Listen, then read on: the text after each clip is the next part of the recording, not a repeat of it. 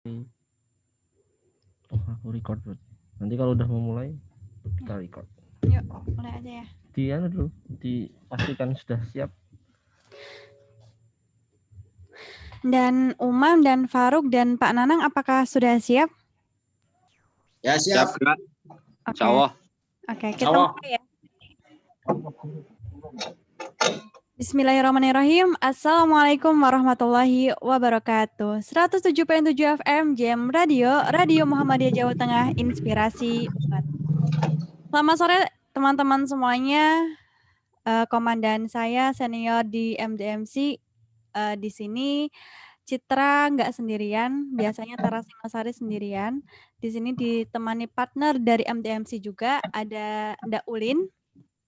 Bisa saya hello dulu Ndak Ulin? Halo semuanya, Assalamualaikum sahabat JM Radio yang sudah bergabung. Sore ini saya menemani Yunda Citra untuk siaran spesial. Oke, karena memang tema pada sore hari ini kita juga spesial gitu kan. Oke, mungkin tema kita pada sore hari ini nggak sepaneng kayak kemarin kali ya. Jadi kita lebih ke tema umum. Jadi kita akan mengenal lebih jauh apa sih SAR Muhammadiyah Jateng itu. Iya nggak? Betul nggak? Betul sekali. Dan siaran kali ini juga nantinya akan live secara langsung persiapan tim Alfa yang akan diberangkatkan menuju Mamuju, Sulawesi Barat besok sore. Wah, Masya Allah. Ya memang kita di negara Indonesia sendiri khususnya memang sedang banyak ujian dari Allah Subhanahu wa Ta'ala. Semoga kita senantiasa diberikan perlindungan. Oke, pada siaran pada sore hari ini kita juga kedatangan tamu spesial pastinya. Ada Dan Naibul Umam dari Ketua MDMC Jawa Tengah. Assalamualaikum Dan Umam. Sepertinya suara Dan Umam masih di... Waalaikumsalam warahmatullahi wabarakatuh. Oke, sehat Gindan? Sehat. Oke, nah yang kedua ada juga Dan Fathul Faruk dari bidang koordinator bidang Diklat MDMC Jawa Tengah. Assalamualaikum Dan Faruk. Waalaikumsalam warahmatullahi. Sepertinya Dan Faruk berada dalam hutan atau gimana nih Dan? Kayaknya itu ada pohon-pohon rindang yang menemani. Oh iya, rumah biasa. Oh alah, Alam itu kirain. rumah kita kan. Sebelah rumahnya itu memang sangat rindang, banyak Oh pohon-pohon. betul. Biar keluarganya juga selalu rindang. Iya. Biar Jagat bisa main, biar Afik bisa main di alam gitu ya, Dan Faruk ya. Ya, ini sudah mulai materi jungle survival ini Afik. Memang keluarga SAR itu memang beda, Bun. Oke, selanjutnya ada Dan Nanang. Dan Nanang itu dari MDMC Jateng juga, tapi kebetulan beliau juga kepala sekolah SAR Muhammadiyah Nasional. Wah, Masya Allah. Assalamualaikum Dan Nanang. Ini sedang proses. Oh, nah, ini oke. sudah masuk ini. Oh, sudah masuk. Assalamualaikum Pak Nanang. Sedang connect audio.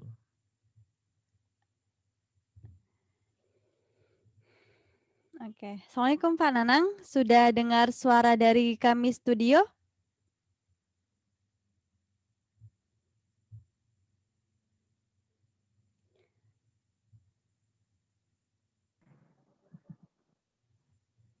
Atau mungkin karena sinyal kali ya? Pak Nanang? Halo. Oh iya? Ya. Oke. Suara kami jelas? Jelas sekali, Mbak. Oke, terima kasih.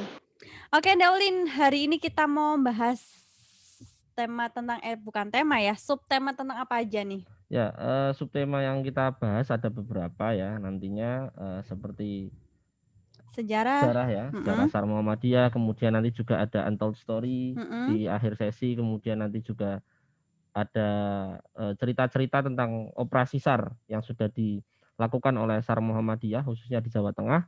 Kemudian nanti juga akan ada live streaming ini dari Dan Umam nanti. Persiapan tim Alfa yang akan berangkat ke Sulawesi Barat. Kurang lebih seperti itu nanti. Oke, siap. Oke. Kita menuju tema subtema yang umum dulu ya. Kita mungkin pendengar JM Radio mau tahu nih sejarahnya berdirinya SAR Muhammadiyah Jawa Tengah. Nah, mungkin ini kita persilahkan terlebih dahulu kepada Ketua MDMC Jawa Tengah, kepada Dan Umam. Monggo Dan Umam. Bismillahirrahmanirrahim. Assalamualaikum warahmatullahi wabarakatuh. Waalaikumsalam warahmatullahi wabarakatuh. Yang saya hormati pendengar, pemirsa dimanapun berada, puji syukur kehadirat Allah. Kita masih diberi kesehatan, terjauh dari COVID, dan masih diberi kesempatan untuk berbakti, berbuat baik, mengamalkan apa yang menjadi ajaran kita. Kalau bicara soal SAR Muhammadiyah, tentu kita akan bicara soal sejarah seperti tadi yang diminta oleh hostnya ya. Nah, itu salah satu hostnya itu Mas Ulin itu juga pelaku, jadi ya nanti bisa cerita juga. Jadi waktu itu kita diminta menjadi pimpinan di Lembaga Penanggulangan Bencana Muhammadiyah Jawa Tengah sekitar tahun 2009.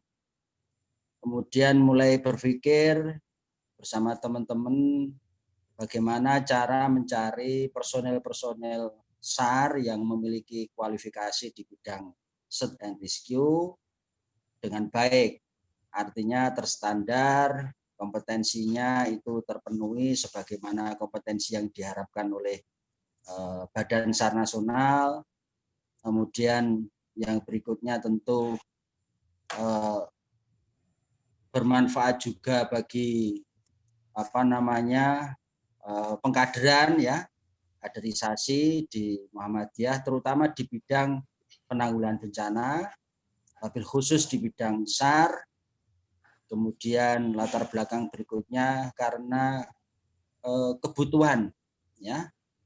Jadi ketersediaan sumber daya yang memiliki kemampuan untuk melakukan operasi-operasi SAR di seluruh Indonesia itu kita di Muhammadiyah sepertinya belum ada yang concern untuk menangani itu. Oleh karena itu kemudian bismillah kami bersama teman-teman menyelenggarakan pendidikan dan latihan search and rescue yang pertama kali tahun 2010.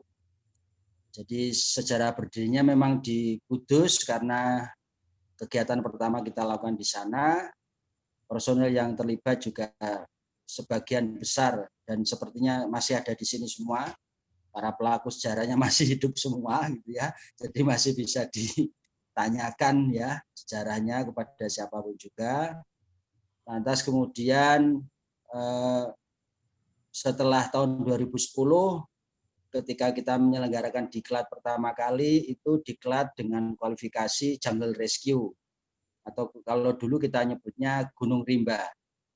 Lantas kemudian terbersih pikiran kita tidak hanya memiliki kualifikasi Gunung Rimba tapi harus juga memiliki kualifikasi water rescue karena tantangan di Jawa Tengah itu tidak hanya urusan operasi pencarian di gunung hutan tapi juga operasi pencarian di air dengan jumlah sungai dan perairan lautan di Jawa Tengah ini yang cukup luas. Oleh karena itu kemudian kita bikin juga namanya Diklat SAR Water Rescue.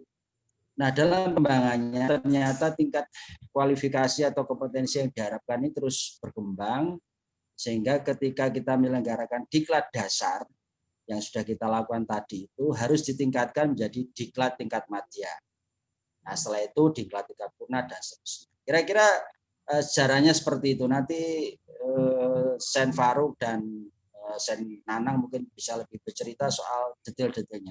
Begitu Mbak Citra dan Mas Ulin. Terima kasih atas cerita dari Dan Umam ya selaku Ketua MDMC Jateng, termasuk salah satu yang membidani bidan laki-laki. Oh, iya. Membidani adanya SAR Muhammadiyah khususnya Jawa Tengah yang kemudian kalau setahu saya ini menjadi cikal bakal dari SAR Muhammadiyah yang ada di tempat yang lain. Oh, gitu. Oke. Nah, mungkin tadi sudah dari Dan Umam dan mungkin kita bisa melihat sejarah dari pandangan dan Faruk nih selaku koordinator bidang diklat. Oke, dan Faruk, monggo. Terima kasih. Sejarah Sar Muhammadiyah itu ya ngelumpukno balung pisah. Kata Dan Umam begitu. Apa itu? Ngelumpukno balung pisah itu ya tulang yang berserakan itu dikumpulkan kembali biar kembali menjadi satu tubuh gitu lah. Oke. Dan karena memang latar belakang teman-teman ini lebih spesifik di bidang SAR, akhirnya diinisiasi awal SAR. Kemudian memang SAR Muhammadiyah, kalau bicara sejarah SAR Muhammadiyah ini dulu diinisiasi hanya beberapa orang, kalau tidak salah 7-8 orang, ya mulai ya survei, yang latih, ya mempersiapkan diklatnya, sampai beberapa kali sampai muncul lulusan diklat purna. Baru setelah muncul lulusan diklat purna 1, 2, mereka diminta untuk membantu kita dalam mengelola diklat. Ya awalnya dulu ya asabikunal awalun itu ya nggak banyak orang. Tapi yang jadi menarik adalah kita melihat sampai hari ini ternyata hal baik itu ketika diinisiasi dengan cara yang baik, diniati dengan dasar yang baik, perkembangannya juga sangat baik. Cukup pesat lah sampai sekarang. Kalau kita hitung-hitung di seluruh Indonesia yang mengaku dirinya SAR Muhammadiyah, ya mungkin sekarang sudah ada ribuan dengan kualifikasi masing-masing. Yang mulanya diinisiasi hanya segelintir orang, kurang dari 10 orang. Itu dulu, nanti Pak Nanang lebih jelas. Terima kasih Sen Faruk. Nah, tadi sudah ditambahkan lumpukno balung. Yo. Ya, apa tadi Sen Faruk istilahnya? Ngelumpukno balung pisah. Oh, ngelumpukno balung pisah. Mengumpulkan tulang-tulang yang berserakan. Ya. Maksudnya tulang-tulang itu ya teman-teman dari yang memang punya bakat di Jungle Rescue itu gitu. Inisiator asabikunal awalun. Iya, memang asabikunal awalun. Ya, pelopornya itu beberapa, tapi memang dari pelopor itu memang melaporkan hal yang baik dan bisa merumuskan hal-hal yang baik juga. Selanjutnya dari Pak Nanang nih, dari pandangan Pak Nanang sejarah SAR Muhammadiyah Jawa Tengah, monggo Pak Nanang.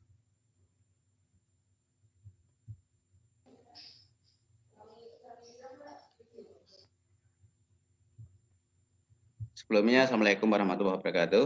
Waalaikumsalam warahmatullahi wabarakatuh. Salam hormat untuk Dan Umam, saya Fathul Faruk dan teman-teman yang saat ini menyimak acara pada Teras Singosari pada hari ini. Oke, Mas Ulin dan Mbak Sinten? Citra. Mbak Citra, ya. Ya, sebetulnya sudah pas tadi yang disampaikan oleh Mas Faruk. Mengumpulkan tulang yang terpisah-pisah, kita rangkai lagi menjadi bentuk tubuh yang seperti bisa terwujud. Dan itu prosesnya sangat panjang, dari 2010. Saat itu pertama di rumahnya Dan Umam. Rumahnya Dan Umam yang berada di Prambatan Kudus, ya, seingat saya. Itu kita kumpul Mas Faruk, Mas Umam, kemudian saya, Mas Lisin, yang sekarang Mas Faruk berada di sana.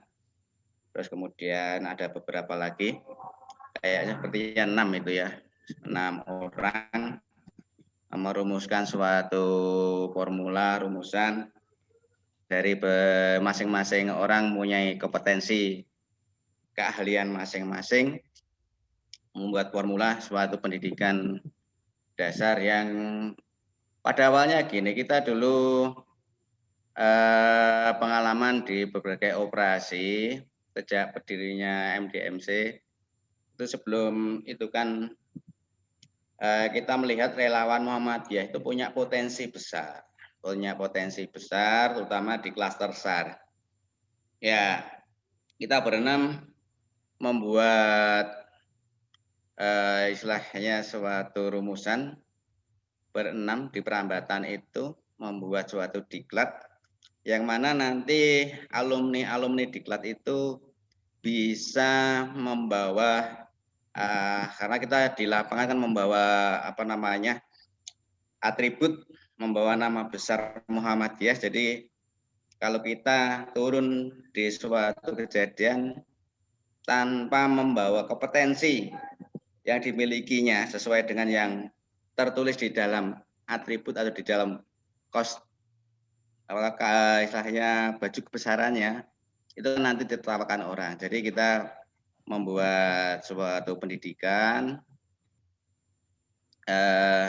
untuk klaster SAR agar supaya teman-teman nanti yang berada di lapangan bisa melakukan sesuai dengan kompetensinya yang dimiliki, bidang keahliannya yang dimiliki. Ya tadi sama ada seperti yang disampaikan Mas Faruk, perkembangannya sampai sekarang sangat pesat sekali.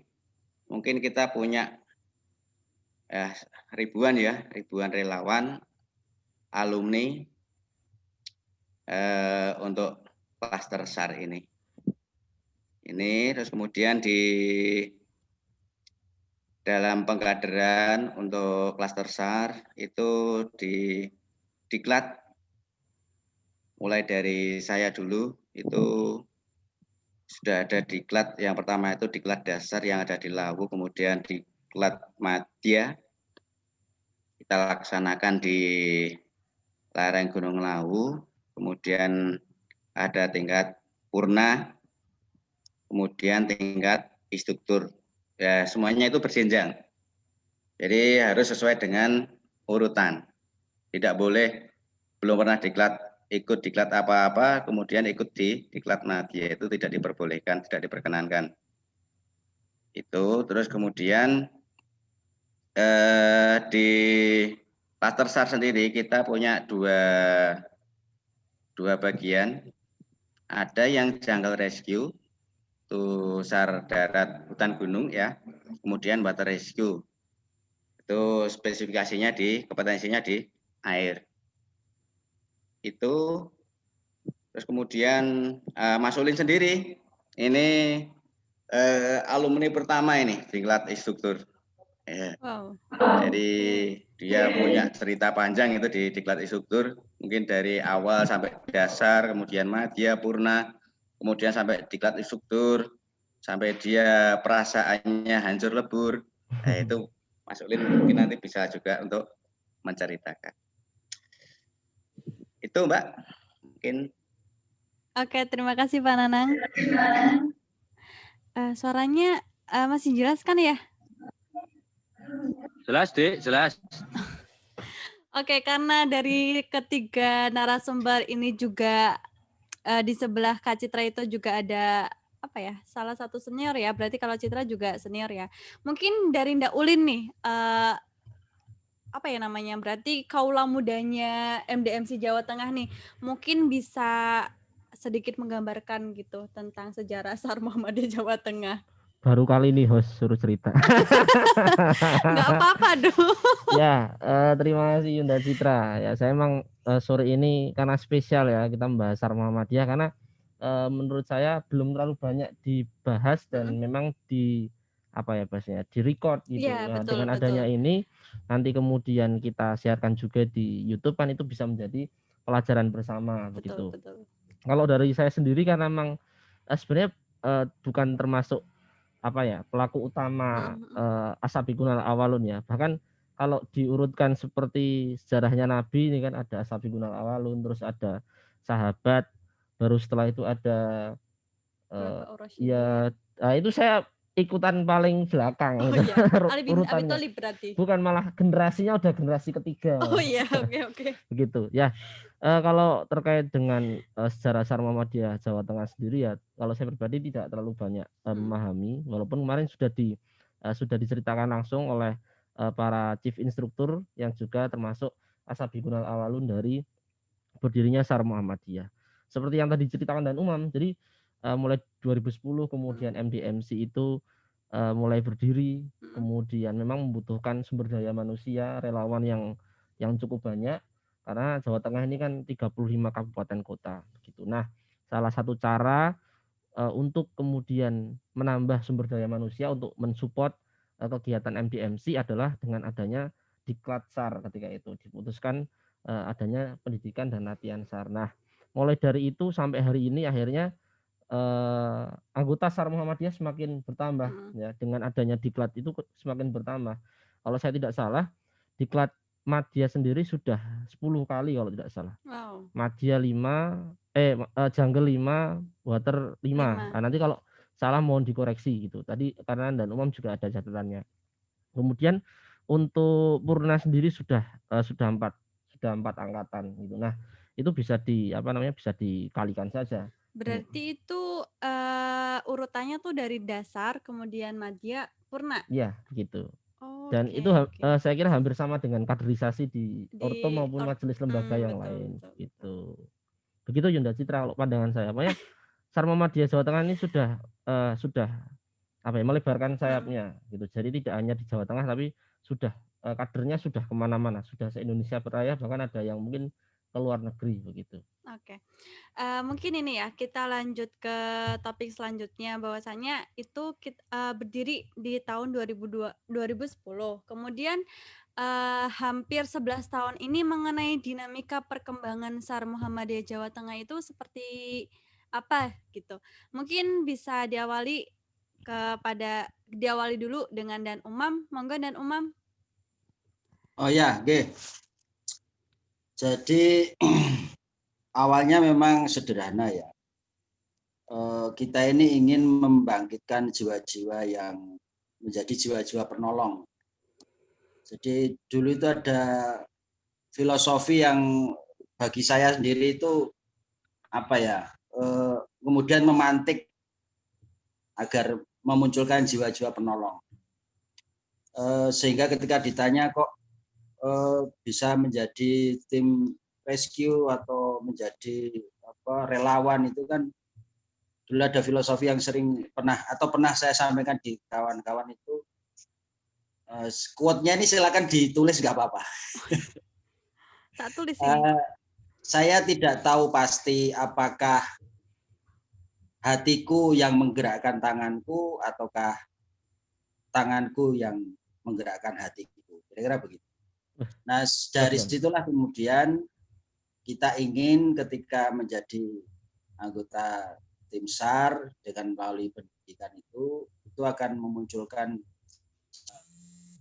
penolong yang harapannya itu menjadi bagian dari keberlangsungan Muhammadiyah dalam urusan penanggulangan bencana. Nah, dalam perkembangan berikutnya memang kita ini tidak bisa sendiri. Mewujudkan cita-cita itu harus mengajak bareng semua kalangan. Oleh karena itu dimulai dari internal ya, kita buka pelatihan, kemudian kita mengajak beberapa lembaga terkait yang selama ini sudah berkecimpung di bidang SAR, yaitu Badan SAR Nasional, kita ajak juga karena memang kawan-kawan ini juga sudah cukup familiar dengan teman-teman Basarnas.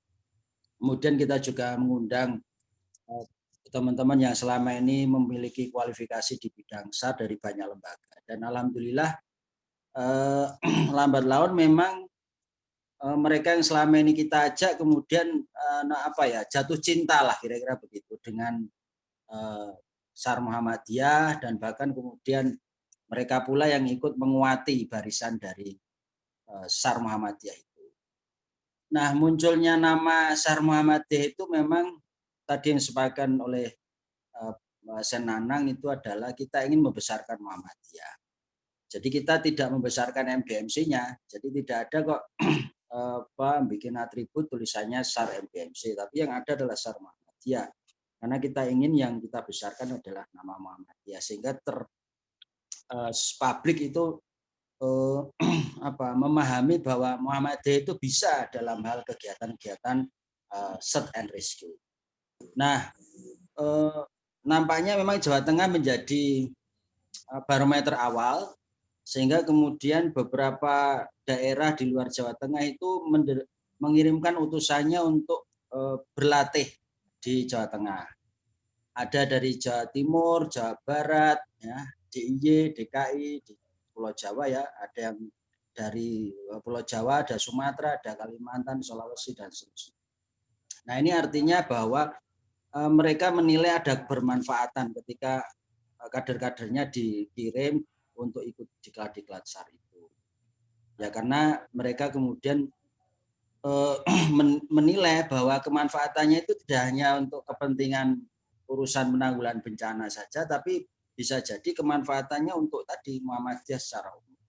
Sehingga kami pun juga semakin bersemangat untuk mengelola kegiatan-kegiatan diklat SAR ini. Bahkan ada beberapa kawan yang memberikan apresiasi, pokoknya kalau urusan SAR ya berlatihlah ke Jawa Tengah, kira-kira begitu. Kalau mau urusan mencari kader-kader militan, berlatihlah dengan teman-teman Jawa Tengah. Bahkan ada yang bicara seperti itu. Ya, bagi kami ini tantangan ya, tapi juga bagian dari rasa syukur kita karena ternyata kita masih bisa masih bisa mempertahankan kalau orang dagang itu kan citra rasa ya, citra rasa, kemudian keunikannya ya, itu di diklat SAR itu bisa kita pertahankan sampai saat ini. Kalau saya kok gitu ya, Mbak Citra dan Mas Sulin. Oke, terima kasih Dan Umam. Berarti tadi sedikit saya simpulkan bahwasanya mulai dari adanya niat ya untuk memiliki SDM, kemudian berkembang sampai hari ini, bahkan alumni diklat yang diselenggarakan oleh Jawa Tengah tidak hanya diisi oleh kawan-kawan yang berasal dari Jawa Tengah, tapi juga tersebar di seluruh Indonesia begitu. Kemudian ini saya juga mau menyapa ya kawan-kawan sahabat JM yang sudah bergabung di Zoom meeting, dan ini juga sebagian besar juga kawan-kawan dari SAR Muhammadiyah. Mungkin sedikit bertanya lagi, dan tadi saya kalau tidak salah lihat ada bendera SAR Muhammadiyah di belakangnya Dan Umam itu. Nah, itu mungkin dari Dan Umam bisa sedikit menyinggung bendera SAR Muhammadiyah itu awal mulanya gimana dan kenapa bisa terinspirasi seperti itu benderanya itu. Kalau di belakangnya Dan Umam kan ada benderanya SAR Muhammadiyah. Oh ini ya? Ya Dan. Oh ini logo ini ya? Ya. Ya ini memang warna khas search and rescue, warnanya orange ya.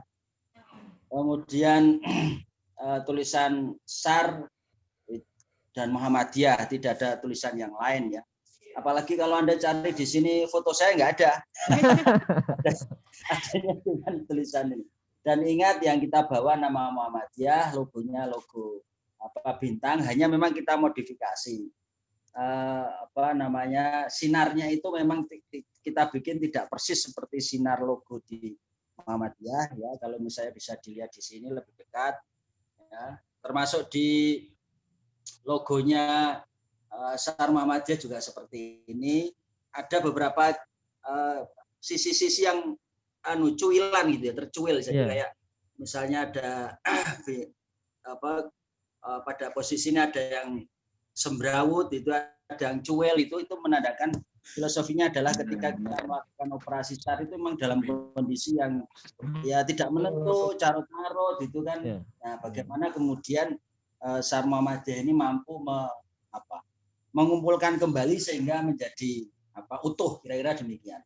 Sehingga ini menjadi pengingat kita bahwa dalam setiap aksi-aksi kemanusiaan termasuk SAR itu tentu kita selalu menghadapi situasi dan kondisi yang serba tidak pasti. Oleh karena itu kita mempersiapkan tim SAR dengan model pendidikannya itu juga selalu kita berikan penekanan bahwa kalian dididik dengan model seperti ini itu dalam rangka untuk menghadapi kondisi-kondisi yang sangat tidak memungkinkan untuk dilakukan. Tapi kita bisa, kira-kira begitu.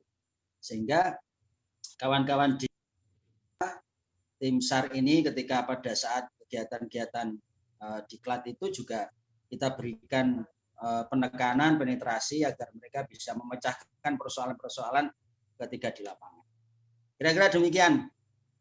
Oke, terima kasih ya Dan Umam, tadi sudah dijelaskan dan mungkin sedikit menjawab ya. Mungkin banyak yang bertanya logonya kok kayak gitu ya, nggak Oh, sama oke. dengan logo Basarnas atau mungkin BNPB kan banyak juga organisasi relawan yang logonya hampir sama Iya, gitu. iya, Nah, kalau betul, betul. MDMC khususnya Sar Muhammadiyah ini kan punya ciri khas Ciri khas gitu. masing-masing sendiri dan pastinya dari logo-logo itu pastinya memiliki misi-misi tersendiri juga gitu. Ya. Oke, ngomong masalah misi ya, mungkin misi-misi dari SAR Jawa Tengah itu sendiri, maksudnya misi itu memang setiap setiap daerah itu ada misi-misinya sendiri atau gimana, Dan? Misi yang dimaksud mungkin operasi SAR. Ya, Oh, oke, operasi SAR, oke. misi-misi kemanusiaan yang mungkin sudah dilakukan oleh SAR Muhammadiyah Jawa Tengah itu kiranya apa saja sih dalam kurun waktu berarti berapa nih? Hampir 11 12 tahun. ya. Ya, hampir 12 tahun ini. Sudah hampir 12 tahun ini kira-kira apa gitu. Ke Oke. siapa ini? Sen Faruk ya? Boleh kepada Sen Faruk, monggo dipersilahkan.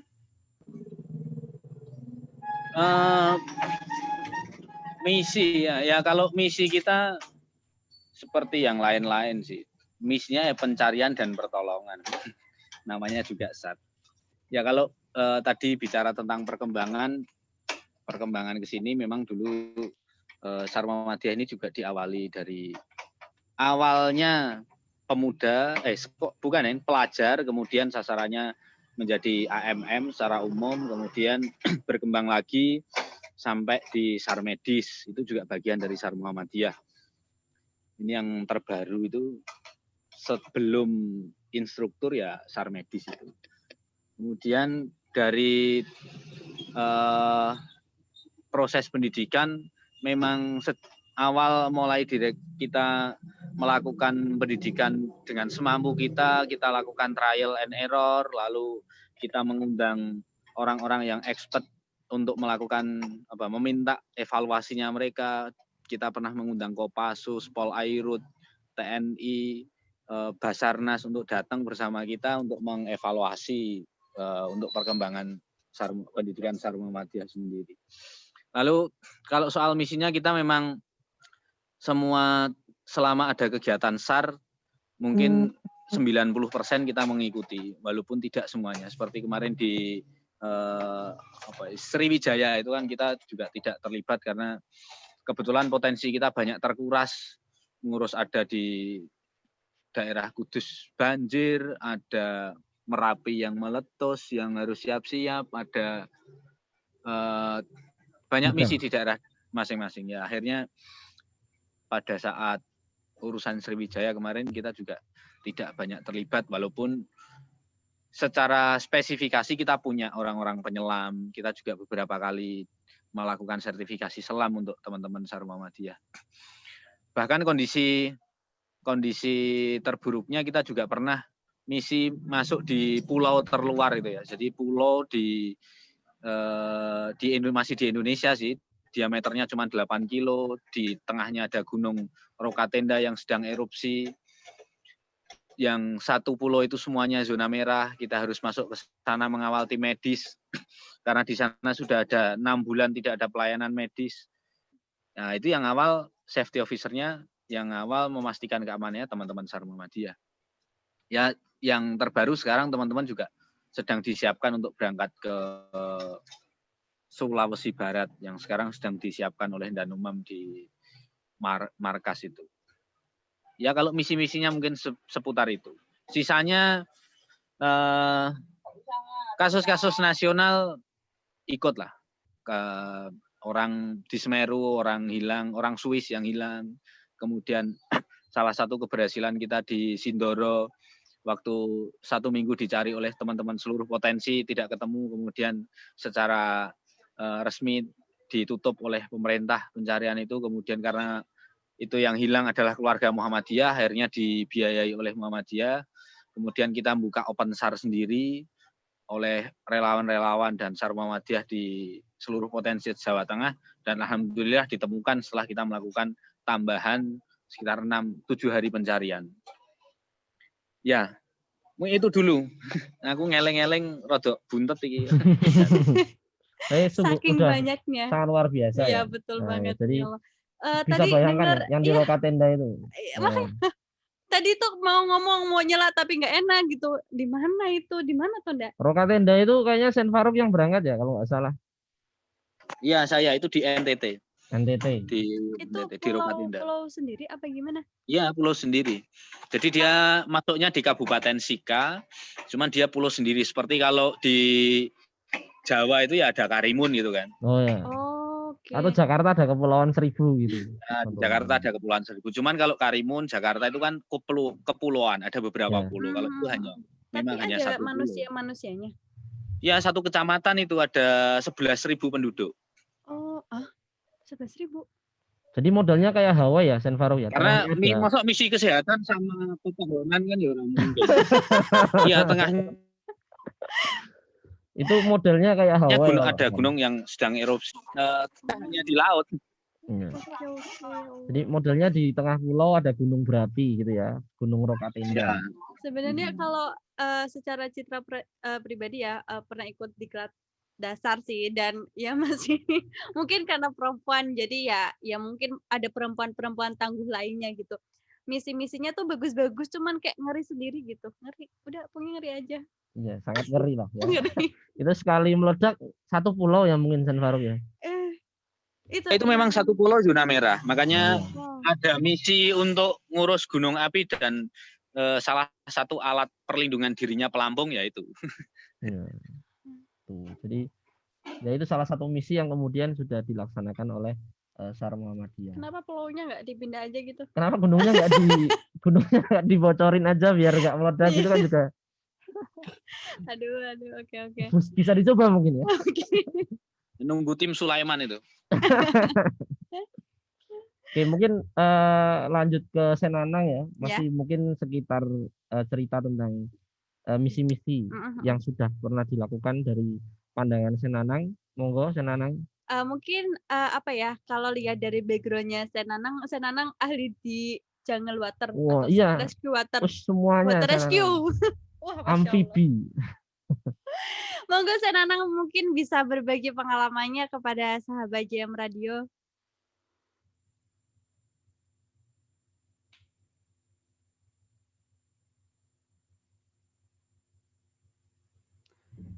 Masih loading. Ya, terima kasih. Kalau masalah amfibi atau tidaknya itu karena tuntutan, ya Mas Farouk. Karena kita dulu potensinya baru seberapa, kita mau nggak mau, ya jadi stereo. Jungle harus bisa, kemudian water juga harus bisa. Gitu. Kalau misi visi itu sama ya, sama dalam arti kita menolong, menyelamatkan, dan tidak lupa diri kita harus selamat juga, ya kan. Terus kemudian kalau masalah misi ya, masalah misi di suatu medan operasi, suatu kejadian. Ya, memang di masing-masing tempat itu punya karakter yang berbeda. Ya, mungkin di NTT itu sampai Mas Farouk itu dicari kodimnya, dimarah-marahi. Ya. Terus kemudian yang di Sumatera masyarakat datang dengan bawa golok, kemudian yang di Manado itu posko dijarah dan sebagainya. Nah, itu di masing-masing tempat itu punya karakter masing-masing. Jadi untuk melakukan suatu misi ya tergantung kita untuk kebijakan kita, kearifan kita yang berada di lokasi. Ya. Pada intinya kalau kita sebagai tim rescue intinya harus banyak lagi untuk latihan bersabar menghadapi situasi yang ada yang di depan kita. Ya, kalau usus kita mungkin kalau nggak panjang mungkin kita kalau di tempat manapun mesti bisa kita berkelahi dengan masyarakat. Itu perlu kesabaran. Terus kemudian selamat Mas Muhammad Ulin, ya, besok berangkat ke Sulawesi, hati-hati, ya. Siap, mohon doanya. Jaga kompakan, kemudian kearifan lokal jangan sampai dilalaikan. Mungkin kalau misi-misi sama itu, Mbak. Kita mencari dan menolong. Itu Mbak Citra. Oke, terima kasih Pak Nanang. Terima kasih Pak Nanang. Nah, salah satunya yang besok berangkat juga itu salah satu misi yang kemudian memang diberikan kepada kawan-kawan SAR Muhammadiyah Jawa Tengah. Gitu. Itu suratnya langsung dari PP meminta Jawa Tengah untuk mengirimkan 4 klaster. Salah satunya adalah klaster SAR. Gitu. Makanya besok tim Alfa akan berangkat. Oke, mungkin penasaran juga sih. Tadi kan katanya Dan Uma mau live streaming apa? Mau memperlihatkan persiapan dari tim Alfa gitu. Karena ini kebetulan tim Alfa 10 orang semuanya sudah ada di markas SAR Muhammadiyah di Semarang. Wow. Nah, itu mungkin nanti Dan Umam bisa memperlihatkan persiapannya kawan-kawan itu biar bisa dilihat juga ternyata persiapan tim yang akan berangkat itu seperti ini gitu. Jadi biar tahu. Daulin juga berangkat nih. Ya berangkat besok. Ya Allah. Tiket jam 3 sore. Wow, pakai pesawat. Iya, pesawat. Semoga diberi kelancaran. Ya, karena kalau berenang kan jauh gitu. Iya, benar. Oke, mungkin Dan Umam mungkin bisa diperlihatkan kepada sahabat JM Radio yang sedang mendengarkan. Oh ya. Ini caranya gimana nih? Saya pakai handphone berarti saya balik kameranya ya? Iya, betul. Oke, bentar. Ini jadi gini, teman-teman semua, pada sore hari ini kita masih prepare persiapan, kita bisa lihat, semoga terlihat ya. Ini ada, terlihat ya, ini namanya Pak Yit, nah, Pak Prayitno. Ini dari Temanggung sedang mempersiapkan, ini ada bekal, itu kan Mbak. Tuh, ini apa ini? Nasi. Ini nasi. Oke. Nah, nasi operasi. Kita apa? Bisa lihat. Nasi siap saji. Terus apa lagi itu?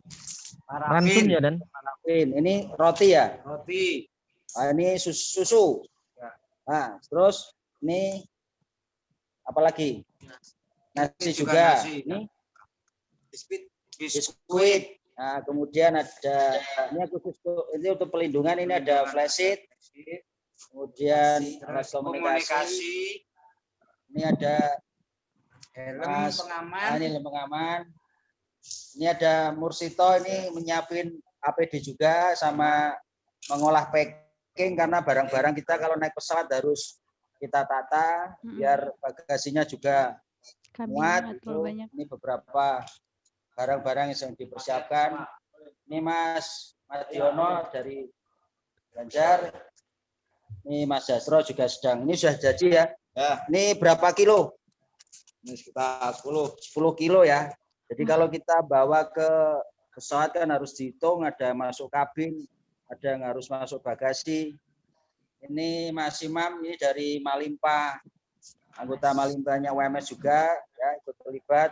Peralatannya sudah disiapkan termasuk seragam. Masih terdengar ya suara saya? Masih Dan Umam. Ini Citra masih suka banget nih lihatinnya. Oh ya, jadi kalau semalam kita sudah diskusikan, jadi perlu diketahui ketika kita melakukan operasi dimanapun juga itu harus ada persiapan-persiapan. Ini semalam sudah kita tulis bersama-sama di sini. Kelihatan ya? Iya. Kelihatan Dan. Jadi apa yang harus disiapkan ketika kita berangkat ke Mamuju? Bahasa sederhana, kita harus memahami apa yang kita hadapi. Maka kita harus lihat soal peta di sana seperti apa kondisinya, ya, peta lokasi, termasuk jalur-jalur evakuasi karena ada informasi BMKG ternyata ada potensi tsunami misalnya, ya kita harus tahu petanya, kita berada di mana, jalur evakuasinya kemana. Jadi tim SAR itu juga harus mencari jalan penyelamatan gitu ya. Itu kira-kira begitu. Ini kita belajar semua, kita pelajari, nanti malam kita lanjutkan untuk mendetailkan. Kemudian ada nyusun rencana perjalanan karena kita harus naik pesawat terbang gitu kan dari Jawa, dari Semarang ke Mamuju, harus melewati beberapa penerbangan, termasuk juga menyusun skenario terburuk. Ketika misalnya Mamuju ini bandaranya tidak bisa diturunin pesawat, apa yang harus dilakukan? Kalau dari Makassar menuju Mamuju harus lewat jalur darat gitu ya. Apa yang harus dipersiapkan? Nah, ini harus kita cari. Kita bahas juga. Kemudian kotak-kotak person penting ya, dari mulai tim dari Basarnas, tim dari TNI Polri, tim dari IOF, tim dari mana saja yang kita kenal, kita hubungi semua. Kita mengabarkan kedatangan kita sehingga mereka bisa, kita harapkan bisa ikut memberikan support. Kemudian di berikutnya kita mengidentifikasi tim SAR mana saja yang sudah turun terlibat di operasi penanganan gempa di Mamuju, Sulawesi Barat, baik dari keluarga Muhammadiyah maupun dari di luar Muhammadiyah, karena itu juga bagian dari jejaring kita. Kemudian kita harus mempelajari juga area terdampaknya itu mana saja, karena tentu nanti akan berdampak pada berpengaruh pada kita harus menetapkan pos kita di mana, dan pos itu harus aman. Seandainya terjadi gempa susulan atau gempa lanjutan, itu kawan-kawan juga harus tahu dengan kondisi sekitar, sehingga ya tidak, akhirnya ya tidak menjadi korban lah, kira-kira begitu. Kita belajar dari Sumedang beberapa hari yang lalu, beberapa waktu yang lalu ketika operasi longsor pertama sudah menimbun warga, kemudian tim relawan hadir, termasuk tim SAR datang untuk ikut melakukan penyelamatan, tapi ternyata muncul longsoran kedua yang mengakibatkan saudara-saudara kita para relawan itu juga akhirnya menjadi korban. Kemudian kita identifikasi berita-berita, baik berita resmi dari BNPB, dari Basarnas, termasuk berita-berita di medsos yang beredar dari televisi, dari radio, dari mana saja, berita-berita terkait dengan penanganan gempa bumi di Sulawesi Barat. Kemudian yang berikutnya melakukan komunikasi dengan penanggung jawab operasi di sana. Jadi penanggung jawab operasi adalah Badan SAR Nasional, maka kemudian kita minimal tahu rencana-rencana operasi yang akan dilakukan. Termasuk kami coba mencari informasi kehadiran teman-teman Insarak, jadi tim SAR internasional yang juga hadir di sana. Semoga kita nanti juga bisa belajar dengan mereka. Kemudian yang kita bahas juga, kita persiapkan adalah memahami karakteristik masyarakat di lokasi gempa, termasuk bagaimana warga penanganannya, termasuk informasi kemarin ada video-video beredar tentang penjarahan bantuan dan sebagainya yang kita juga harus antisipasi. Yang berikutnya juga kita bahas bagaimana peran Muhammadiyah, sumber daya Muhammadiyah yang ada di sana, yang bisa kita kelola, kemudian siapa saja yang bisa kita gerakkan ya, karena mau tidak mau kehadiran kita dimanapun itu minimal memberikan pengaruh baik bagi Muhammadiyah setempat. Jadi Lumpuke balung pisah itu ternyata tidak hanya di Jawa, tapi dimanapun tempat kita mencari mereka-mereka yang memang potensial dan diharapkan bisa mendukung operasi di Muhammadiyah. Nah, Muhammadiyah sendiri sampai hari ini dari MDMCPP selain kami yang dari Jawa Tengah itu juga mempersiapkan tim yang lain. Itu ada tim medis dari Jateng juga yang saat ini juga sedang kami siapkan. Kemudian ada tim dari disiapkan oleh MDMCPP, termasuk ada IMT.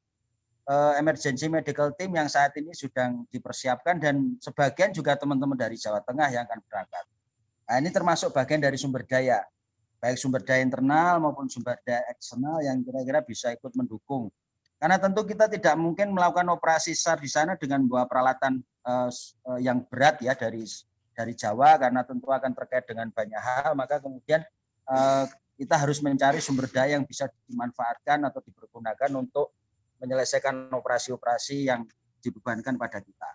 Nah, ini ada kurang lebih 10-11 item yang pembahasannya sudah kita mulai sejak semalam, kita briefing semua, kemudian ada pembagian tugas, termasuk siapa yang akan menjadi koordinatornya, kemudian siapa yang akan mengurusi mengurusi medianya, pemberitaannya, karena yang diminta oleh pimpinan di setiap operasi yang kita lakukan itu pemberitaannya juga harus masif ya. Maka kemudian kita bagi tugas, ada koordinator, ada tim media, ada tim logistik, ada tim liaison officer, ada tim safety and security officer gitu juga kita siapkan. Yang itu juga nanti harus memastikan keselamatan, termasuk mekanisme membangun komunikasi ya, termasuk menetapkan di mana kita berada sehingga pusat kendali kita yang ada di markas ini nanti akan tahu pergerakan masing-masing personil. Jadi walaupun saya duduk di Mako, insya Allah setiap hari kami akan tahu pergerakan kawan-kawan yang di Mamuju sepanjang sinyal ya, sinyal providernya komunikasi itu masih bagus. Ya, ini juga data-data kita siapkan, bahkan kita sekarang nyiapin beberapa provider yang kalau di lokasi tidak bisa berfungsi, kita nyiapin provider yang lain, terutama di aspek komunikasi. Kira-kira gitu ya, Dek Citra dan Dek Ulin. Ya, siap dan. Itu ya. Masya Allah, Ya begitu Sobat CM Radio ya, contoh dari persiapan kawan-kawan SAR Muhammadiyah ketika akan diberangkatkan untuk tugas-tugas kemanusiaan. Begitu juga cerita. Nggak segampang udah kamu berangkat gitu, udah gitu, nggak disangguin apa-apa gitu kan, benar. Dan pastinya udah ada ridho dari orang tua kan ya. Yang pasti itu memang sangat penting. Ya, gitu. Karena ya kita ibaratnya merantau gitu kan ya. Oke, selanjutnya. Kok gitu? Kok terus dong meneng nih ya? Iya, karena dan udah lama nggak siaran secara langsung gitu kan di studio. Nah, jadi mungkin agak gimana gitu. Ya, informasi besok tim Alfa akan berangkat dari Ahmad Yani pukul 15.40 waktu Indonesia Barat. Kemudian sampai di Jakarta pukul 16.50 akan transit kurang lebih 7 jam 50 menit. Nah, kemudian dilanjutkan berangkat pukul 00.40 dari Soekarno-Hatta menuju ke Hasanuddin di Makassar. Sampai Hasanuddin jam 4, kemudian transit 7 jam, kemudian dari Makassar baru ke Mamuju. Berarti kurang lebih sampai Mamuju malam atau siang Seninnya? Iya, jadi hampir 24 jam. Wow, perjalanan. Oke. Padahal udah pakai pesawat kan ya, tapi nggak bisa langsung gitu. Nggak bisa langsung, harus transit dulu. Nah itu contoh mungkin ya kawan-kawan semuanya dari persiapan kawan-kawan SAR Muhammadiyah Jawa Tengah yang akan ditugaskan di Mamuju Sulawesi Barat begitu. Oke, karena memang waktunya sebentar lagi akan habis, mungkin kita persilahkan kepada teman-teman yang sudah bergabung di room Zoom, mungkin barangkali ada yang ingin ditanyakan mengenai tadi yang sudah kita bahas kepada Sen Faruk, kepada Dan Umam, atau kepada Dan Nanang. Monggo dipersilahkan kepada seluruh teman-teman JM Radio. Atau sudah ada yang di via chat? Kalau yang via chat belum ada sini, saya bacakan aja ya berapa ya. Dari atas tadi ada sukses selalu MDMC Jawa Tengah. Mantap, ya. Kemudian tadi ada yang salam ini untuk Dan Umam, Sen Faruk, Pak Nanang, sehat selalu gitu. Kemudian masih banyak lagi termasuk dari Sen Eko ini, selamat untuk tim Alfa yang besok berangkat. Nah, ini beberapa chat yang ada di Zoom meeting gitu. Sebenarnya penasaran nih, kenapa namanya tim Alfa? Nah, kenapa ini? Kenapa Dan Umam? Kenapa tim Alfa? Kenapa tim Alfa dan Umam? Ya, sebenarnya untuk memudahkan saja ya. Karena kita tidak tahu apakah nanti ada permintaan lagi keberangkatan, ya untuk memudahkan kita sebut Alfa, karena Alfa itu kan abjad A ya. Abjad A. Dulu awalnya mau saya tulis Alif, tapi kan kayaknya nggak terlalu familiar gitu ya. Nanti ada tim Alif, tim Ba, tim Sa gitu kan. Maka kemudian kita siapin ada tim Alfa, Bravo, Charlie itu, dan ini hanya sekedar nama untuk memudahkan identifikasi. Termasuk yang pernah kita kirim ke Palu, ke NTB itu juga namanya sama, ada tim Alfa berarti tim berangkat pertama, ada tim Bravo, ada tim Charlie. Termasuk yang tim kesehatan yang saat ini kita persiapkan itu juga berasal dari tenaga-tenaga kesehatan yang kita miliki, tapi sekali lagi karena saat ini sedang masa pandemi, maka kita tidak mungkin memberangkatkan kawan-kawan dari Rumah Sakit Muhammadiyah dan Aisyah kecuali atas izin langsung dari para direktur. Oleh karena itu tim kesehatan kita kirim dari teman-teman PTM ya, Perguruan Tinggi Muhammadiyah dan Aisyah Jawa Tengah. Saya sudah menelpon para rektor dan alhamdulillah beberapa sudah merespon. Sembari kita tunggu tingkat kebutuhan di lapangan. Jadi tim Alfa ini adalah tim pertama kita berangkatkan, terdiri dari kualifikasinya tim SAR, tim kualifikasi medis, kualifikasi pengelolaan manajemen posko, kualifikasi manajemen logistik, kualifikasi manajemen perjalanan gitu ya. Nah, kira-kira begitu yang kita siapkan, termasuk kualifikasi di dapur umum bila nanti dibutuhkan. Nah, mereka memang kenapa kita siapkan sampai sana? Karena ternyata kerap kali banyak hal yang di luar dugaan. Tugasnya memang menjadi tim SAR, tapi ternyata begitu di lokasi ada tugas lain yang harus dikerjakan ketika urusan tim SAR selesai. Sebagai contoh kayak di Sumedang kemarin, operasi SAR kita hentikan karena kita menilai bahwa kondisinya sangat tidak memungkinkan untuk keselamatan tim SAR, maka kemudian mereka dialihfungsikan untuk menggerakkan potensi Muhammadiyah di daerah tersebut. Nah, kira-kira tugas-tugasnya kira-kira seperti itulah. Jadi tidak hanya berpikir bahwa KB ngesar itu ya, enggak. Tapi juga nanti akan mendapatkan tugas-tugas lain di lapangan. Barangkali itu yang bisa saya sampaikan. Matur nuwun. Terima kasih Dan Umam. Wah, tadi sudah cukup luar biasa ya. Persiapan ya. Salah satu makanya kita salah satunya tadi misi-misi kemanusiaan, salah satunya ini. Yang kemudian ditugaskan kepada kawan-kawan SAR Muhammadiyah Jawa Tengah. Maka Sobat JM yang ada di Zoom maupun nanti yang nonton di YouTube, banggalah sebagai anggota SAR Muhammadiyah Jawa Tengah. Banggalah. Ini salah satu anggota SAR Muhammadiyah Jawa Tengah juga. Ampun. Oke, ini selanjutnya ada untold story. Oke, siap. Ya, cerita-cerita yang mungkin inspiratif ya. Nah, ini kita mau dengar dari Sen Nanang, dari Sen Faruk, cerita-cerita yang mungkin apa ya? Mengesankan selama melakukan operasi. Yaitu kira-kira dari Sen Nanang atau Sen Faruk bisa menceritakan. Nah, ini juga mungkin nanti bisa menjadi bekal untuk kawan-kawan tim Alfa yang akan berangkat juga ke Medan Laga. Wah, gitu. Siap.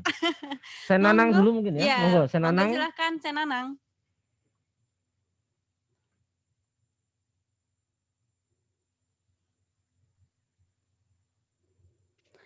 Terima kasih. Masih terdengar ya? Iya. Oke. Untuk setiap kita datang ke tempat operasi, suatu hal yang paling mungkin kita bisa ambil hikmah kemudian sebagai semangat kita itu di saat di tempat operasi, beberapa hal yang mungkin menjadi yang kontroversi bagi kita sendiri atau mungkin dari melawan hati kita sendiri. Nah, terkadang di situ kita semakin mencoba untuk belajar dan terus belajar. Jadi apa yang kita pikirkan belum tentu sama yang nanti akan kita sampaikan di tempat kita akan datang. Nah itu. Terus kemudian supaya kita setiap kali kita semakin banyak untuk beroperasi, semakin banyak pula pengalaman yang akan kita dapat, kemudian semakin banyak pula mungkin yang perlu kita harus pelajari. Jadi semangat yang digelorakan oleh Dan Umam setiap kali pertemuan di setiap diklat atau yang lainnya itu memang terbukti. Jadi kita harus tetap belajar dan terus belajar. Nah, mungkin yang mengesankan, mungkin ini kalau Mas Ulin ini mungkin sangat berarti, tapi kalau bagi saya ini mungkin kurang ya. Di Sulawesi insya Allah nanti kemungkinan banyak di sana sukunya suku apa ya? Bukan Dayak yang pasti. Itu nanti Bugis. mungkin banyak warga yang cantik-cantik lah, itu nanti mungkin kemudian kita semakin banyak untuk belajar untuk budaya dan sebagainya, kemudian menambah pengetahuan kita. Yang jelas apapun yang akan kita lakukan itu nanti akan bermanfaat buat kita dan keluarga kita. Terus yang paling mengesankan saya di suatu waktu sama Dan Umam itu ditelepon malam hari, ya, hanya beberapa kalimat, Nang silakan cek email. Nah itu, Nang silakan cek email, dibaca, kemudian prepare. Nah ternyata setelah saya baca itu jam 6 pagi harus sudah berada di Bandara Ahmad Yani Semarang menuju ke Manado.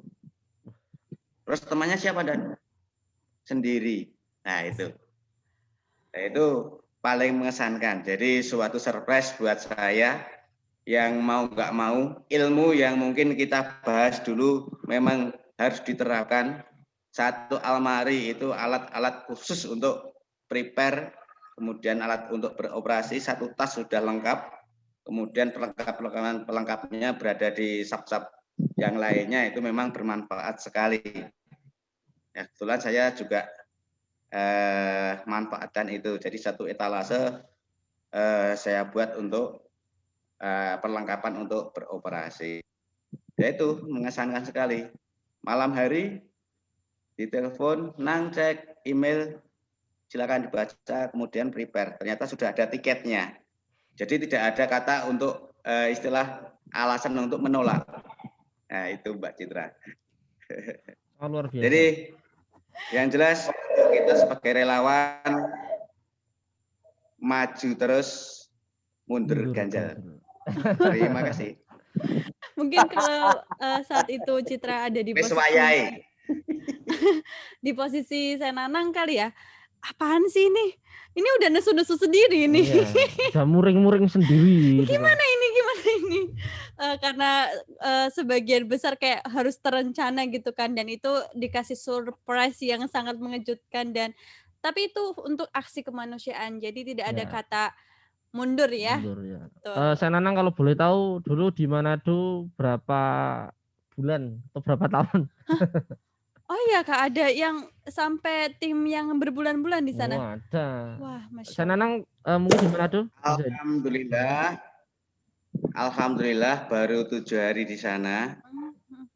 Itu saya berangkat mendapat tiket dari rumah, saya hanya membawa uang 300.000 sampai ke Manado. Alhamdulillah dan umum pengertian, saya kemudian ditambah 400.000 sampai pulang. Ya Allah, ngakak dong. Dan umum teringat itu kan. Tapi alhamdulillah pula ke Sulawesi yang keberapa kali itu, ketiga atau yang keempat ya, itu saya diajak wisata ke Bunaken sama Dan Umam. Wow. Ternyata baik sekali Dan Umam. Mantap, berarti luar ada biasa. ini ya Pak Nanang ya, ada space untuk refreshing ya ketika betul. respon ya. Ya, kebetulan itu pas saat kita memberi materi kepelatihan, 1 hari free kita jalan-jalan ke sana. Walaupun kita sampai di Ahmad Yani juga mengesankan sekali. Saya dan Umam membalik dompet itu yang jatuh hanya recehan saja. Sudah habis. Dan Umam teringat itu.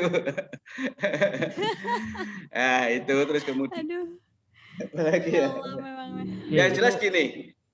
Mungkin nanti Sen Faruk atau Mas Alfa itu sekarang yang sudah sekarang di rumah ada yang menanti dan mengantarkan sampai ke depan pintu. Ini merasakan sekali. Yang paling mengesankan apabila punya pendamping yang sangat pengertian. Di saat kita ada berita seperti itu, ada tugas yang tadi seperti Mas Umam langsung berikan, itu alhamdulillah yang ada di rumah itu tidak marah, tapi prepare menyiapkan keperluan saya yang akan berangkat. Kebutuhannya apa saja sudah disiapkan, satu karir. Wah, itu sudah lengkap semuanya ternyata. Istrinya harus hafal. Lengkap daripada kalau saya itu menyiapkan sendiri ternyata. Sampai hal yang terkecil itu ternyata di dalam sudah tertata rapi. Nah ini Mas Faruk ini baru, wah dulu hanya pameri ya. Nah sekarang alhamdulillah Mas Faruk sekarang juga punya istri yang mungkin lebih seperti itu. Itu yang saling mengesankan. Juga buat semangat buat kita untuk bertugas, kemudian mengabdikan diri kepada perserikatan. Itu Mbak. Oke, terima kasih Pak Nanang. Nah selanjutnya pengen dengar cerita menarik juga dari San Faruk nih. Monggo San Faruk. Nggih, terima kasih. Akeh lorone nek iki. Bahkan cerita sampai menarik hari buat saya itu pernikahannya ya pun, kalau wah megang Masya tali. Allah memang dah. Satu, dua. Ya kalau cerita menarik itu ya pada saat megang tali, karena nek ketoke air ya ora iso ditarik-tarik, sing iso ditarik tali. Tapi beberapa hal yang masih saya ingat sampai sekarang tentang bagaimana kita harus masuk di salah satunya kembali ke Rokatenda, kita masuk ke sana, kemudian baru pelayanan 3 hari kita didatangi Kodim, Basarnas, Kementerian Kesehatan, Dinas Kesehatan, katanya kita tidak izin, tapi atas nama, karena itu semuanya zona merah. Jadi kita harus adu argumen dengan pihak Kodim. Akhirnya saya dibela oleh kepala suku. Bapak tentara ini kalau mengganggu tamu saya, Mas Ganteng dan kawan-kawan. Mas Ganteng itu panggilan saya waktu di sana. Mas Ganteng dan kawan-kawan berarti Bapak ini sedang nantang kami. Ini saya perintahkan satu suku ini untuk manah Bapak, mati Bapak di sini. Akhirnya kita dibela sama mereka. Di Sindoro yang kita korban itu ditemukan pada jalur yang tidak jalur pendakian. Yang jalur itu hanya didaki setiap 1 tahun sekali. Hanya para pertapa-pertapa, para pencari dunia lain yang mendakinya. Sampai warga saja tidak berani nganter kita masuk di jalur itu, warga tidak berani. Maka kita harus eksplor, masuk sendiri. Dan alhamdulillah ketemunya di situ. Ada juga yang sampai harus terperosok di dalam jurang, ada juga yang kita harus berjibaku di Bogor, kita paginya berjibaku dengan lumpur dan hujan, malamnya kita hanya bisa tidur di emperan toko, di teras toko karena kita belum kos. Ya, jadi kadang kita juga jadi gembel, kadang kita juga nyamar jadi senior, sok-sokan gitu juga pernah seperti itu. Kadang kita juga jadi merasa jadi superhero yang setiap orang berterima kasih kepada kita.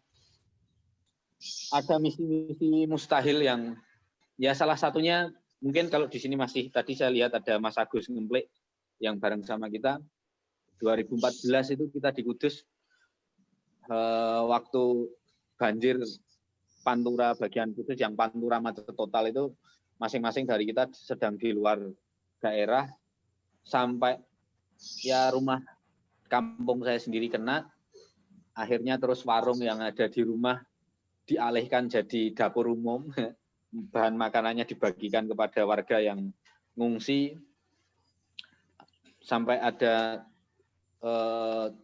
warga yang ngungsi di tempat kami. Saya posisinya masih di Jakarta, Pak Nanang di Manado. Manado Pak Yo. Yeah. Pak Nanang di Manado. Kemudian kita melakukan evakuasi di air itu yang saya alami sampai 4 hari kalau nggak salah, Dan Umam saksinya itu saya sampai keluar dari perahu, saya terus tidak bisa duduk karena bokongku berengen. 3 hari kita di perahu sampai tidurnya juga hanya di samping perahu karena saking banyaknya yang diungsikan, ada sekitar 7.000 sekian itu. Terus besoknya disusul ada longsor di Kudus bagian atas, ada 13 korban. Ada salah satu desa yang terisolir, kita berusaha untuk masuk di sana, kita pas nyebrang, di saat yang sama ada longsoran baru yang jatuh, ya kira-kira kalau kita telat 3-5 detik ya mungkin nasib kita sama kayak relawan yang di Sumedang yang ikut jadi korban. Ya betul yang dikatakan Pak Nanang bahwa bagi orang-orang seperti kami ini, orang-orang anti kemapanan, orang-orang yang biasa di alam terbuka itu mungkin hal yang biasa, tapi yang luar biasa adalah istri dan anak kami yang tidak pernah, anak saya yang tidak pernah rewel ketika saya pergi, kemudian istri saya yang selalu tidak pernah bertanya, sampai tidak pernah bertanya kenapa saya ditinggal di rumah sendiri dan selalu mengizinkan begitu saja. Anakmu udah bisa ngomong kok, Par. Ya, tapi bisa nangis dan kan aku ngomong nangis mau. Jadi saat usia anak saya seminggu, ya sekitar 2 minggu. 2 minggu itu di tempat saya ada orang hilang di sungai, 2:30 saya ditelepon. Saya datang ke lokasi. Ya istri saya, iya aja. Apa? Ya ada orang tenggelam, saya harus ke sana. Oh ya. Terus banjir terakhir di Kudus kemarin juga saya 1:30 ditelepon dan Satrio lagi enak-enaknya tidur. Yang malah yang bangun istri saya, HP-nya diberikan, ini ada telepon. Tak angkat, ternyata Kudus ada tanggul jebol. Malam itu juga saya keluar dari rumah berangkat. Istri saya juga tidak protes, ora apa-apa, Mas. Sangoni terus. Ayo disangoni tetap. Rokoknya sudah sampai carry, soalnya ini durung ana toko sing buka karena itu. Jadi mungkin salah satu tipsnya ya cari istri itu ya yang juniornya. Istrinya Pak Nanang itu juniornya dia di Mapala. Istri saya itu kan dia juga lulusan Sarmedis di Karimun. Jadi kalau istrinya agak rewel, bilang saja awas kamu masih punya utang sama saya 1.000 dulu. Dia kan mikir lagi. Oh gitu teorinya ternyata ya. Gitu teorinya. Berat. Tidak harus ditiru, tidak harus ditiru itu. Ngeri. Oke. Tapi memang betul. Yang saya mulai berpikir bahwa yang hebat itu bukan saya, karena saya sudah melakukan hal itu jauh sebelum saya punya keluarga, tapi istri dan keluarga kami lah yang orang-orang hebat, karena dia tidak pernah mengeluh finansial, tidak pernah mengeluh yang setiap kita sering kekurangan, tapi selalu dalam kondisi pas, tepat, cukup, sangat cukup gitu kan, dan dia tidak pernah protes. Jadi mereka lah yang hebat. Kalau cerita-cerita lain yang di belakang layar ya mungkin lebih banyak saat kita harus beradu dengan masyarakat, sing dipisoi masyarakat, niat nulung apa ora, kita sudah wis bokonge berengen nyetir perahu, apa mau bawa masyarakat, kita mau ambil kelompok rentan dulu, ada pemuda yang mau ikut, kita bilang nanti Mas, ini yang sepuh-sepuh dulu, yang tua-tua dulu. Malah dia bilang, wah niat nolong apa enggak gitu. Ya disitulah kesabaran kita diuji. Kadang ya kepengen takjak senggel, tapi kok ya ora macem, mosok tim SAR gelut. Ya banyak hal cerita yang masih tertanam lekat di benak kami. Bahkan di beberapa kali momen saya kadang bercerita. Anakku takjak cerita. Gus, Bagus, Bapak ini sedang melakukan BCJ yang dihadapi begini-begini, negara kita sedang kacau, kamu harus kuat ketika diterpa badai fitnah, diterpa badai ekonomi dan lain-lain. Ya, harus mulai cerita sama anak. mulai tak indoktrinasi. Jos. Doktrinasi dong. Sudah jawab belum San Faruk anaknya? Belum ya? Hah? Hanya mendengarkan berarti anaknya. Belum bisa Oh, menjawab. sudah jawab. Oh, udah jawab. Sudah jawab. Hmm. Tenang. Selama Bapak berperang, saya akan mendoakan, dia bilang gitu. Oh ya. Mantap. Pakainya telepati. Ya. Oke. Sangat luar biasa ya di balik cerita para relawan-relawan kita. Ya, makanya itu kemudian kenapa pendidikan yang ada di SAR Muhammadiyah itu tidak mudah. Oke. Karena memang PR kemudian tantangan yang dihadapi di luar pun juga tidak. Yang pertama mungkin juga kita perlu membentuk mental seorang relawan. Gitu. Oke, mungkin dari teman-teman sahabat Jam Radio mungkin tidak ada pertanyaan karena kita juga sudah melebihi waktu. Mungkin bisa ditutup dengan closing statement dari masing-masing narasumber. Darin dan Umam terlebih dahulu. Monggo dan Umam, adakah pesan yang ingin disampaikan? Ya, pesannya itu apa ya? Kalau saya ini ngobrol kayak gini tuh orang nggak cukup sehari 2 hari loh ya. Kalau Jam Radio mau buka sesi berikutnya, teman-teman anggota tim SAR Muhammadiyah yang lain bisa diundang untuk bercerita. Dan saya rasa ceritanya tentu ya ada yang berakhir bahagia, tapi bisa jadi ada yang berakhir malapetaka, yang boleh aja diceritakan, nggak apa-apa. Jadi ya. Jadi di SAR Muhammadiyah seperti apapun kelakuannya, tingkah lakunya, ya tentu masing-masing personil ada kekurangan kelebihan, ya. Dan ingat bahwa ya semuanya bersaudara, semuanya adalah keluarga kita, semuanya adalah sahabat-sahabat kita, sehingga dimanapun mereka berada kita harus ikut menyelamatkan lah, kira-kira begitu. Ya sebenarnya tidak menyelamatkan, tapi ya mengingatkan, ya saling watawasobil haq, watawasobil sober, kira-kira itu. Mengumpulkan solidaritas SAR Muhammadiyah itu beserta seluruh anggotanya itu semakin kokoh gitu ya. Dulu ada sesanti ya, kalimat yang kalau sekarang dikenal dengan tagar, itu saya pernah nulis itu tumbuh, utuh, tangguh, kira-kira gitu. Jadi tumbuh bersama, utuh bersama, dan tangguh bersama. Jadi kalau ada dari kita yang kira-kira tidak sesuai dengan jalur kita, ya sudah keluar dari rel, ya diingatkan, diajak kembali dengan baik-baik lah, kira-kira. Jadi saya rasa itu akhir dari diskusi kita pada sore hari ini. Nanti kalau berlama-lama tidak lagi ketawa yang akan keluar, tapi tetes air mata yang akan keluar. Kayak lagu ya. Tetes air mata. Terima kasih ya. Oke, terima kasih Dan Umam. Selanjutnya mungkin closing statement dari Dan Faruk. Silakan Dan Faruk. Closing statementnya apa ya? Ya gini. Orang-orang seperti kami, saya yang tidak pinter ngaji, tidak rajin ibadah, tidak pinter berdakwah, kami tidak punya jalan lain ke surga kecuali hanya melakukan hobi kami yang berupa SAR ini. Karena itu bentuk jariah bentuk ibadah dan jariah yang bisa kami lakukan.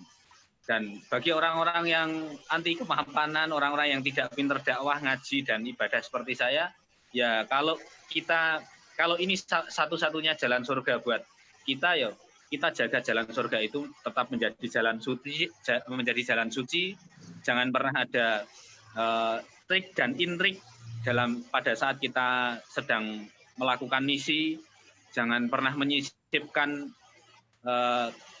maksiat-maksiat atau yang membuat Allah itu murka kepada kita dalam setiap jalan misi ketuhanan kita. Itu saja, terima kasih. Oke, terima kasih Dan Faruk. Nah, selanjutnya yang terakhir untuk closing statement dari Dan Nanang. Silakan Dan Nanang. Hampir sama dengan Mas Faruk, ya. Jadi jangan pernah mengotori tujuan perjalanan suci kita dengan hal-hal yang tidak perlu. Jadi kalau ini jariah buat kita, ya kita harus selalu berangkat dengan langkah yang ikhlas. Ya. Terus kemudian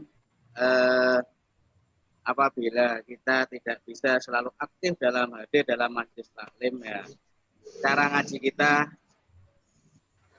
melalui jalan ini. Jadi kita mengabdi ke perserikatan, mengabdi ke pada yang kuasa melalui jalan kemanusiaan. Yang jelas ini kita anggap adalah perjalanan suci. Itu Mbak Citra. Oke, terima kasih Dananang, dan saya ucapkan terima kasih banyak untuk ketiga narasumber kita yang sangat hebat-hebat. Semoga senantiasa diberikan kesehatan. Dan untuk seluruh pendengar JM Radio, semoga tetap setia dalam mendengarkan siaran kita pada Sabtu sore ini bersama tim MCCC Jawa Tengah. Ada tambahan dari Ndak Ulin? Begitu dulu kawan-kawan sobat JM Radio ya, di setiap hari Sabtu insya Allah akan ada siaran Terasi Ngusari yang kebetulan memang kerjasama antara MPI PWM Jawa Tengah dengan MCCC PWM Jawa Tengah, termasuk salah satunya ada MDMC di dalamnya dan lagi di Jawa Tengah. Gitu. Jadi akan ada seri-seri berikutnya tentang COVID, kemudian tentang berbagai hal yang nanti akan kita siarkan melalui JM Radio. Oke. Siaran langsung dari Sulbar ya, Sen Ulin. Siap. Gimana Kami Pak Eko? tunggu siaran langsungnya dari Sulbar. Nah, siap. ditunggu. Boleh nanti insya Allah kan Ndak Ulin kan nanti di Sulawesi. Mungkin nanti untuk Sabtu pekan depan barangkali memang masih di Sulawesi. Mungkin kita bisa live streaming bareng teman-teman relawan di Sulawesi. Ya, nanti bisa juga ketika operasi bisa membuka media sosialnya MDMC Jateng. Nanti mungkin kalau sinyalnya tidak terkendala, nanti akan kita siarkan dari Instagram @MDMC Jawa Tengah. Oke, nah itu. MDMC Jateng. Gitu. Oke. Mungkin itu saja yang dapat kami sampaikan. Kami mohon maaf apabila ada salah kata. Bila bisabil haq fastabiqul khairat. Wassalamualaikum warahmatullahi wabarakatuh. Stay tune di 107.7 FM JM Radio, Radio Muhammadiyah Jawa Tengah, Inspirasi Umat. Terima kasih kawan-kawan semuanya.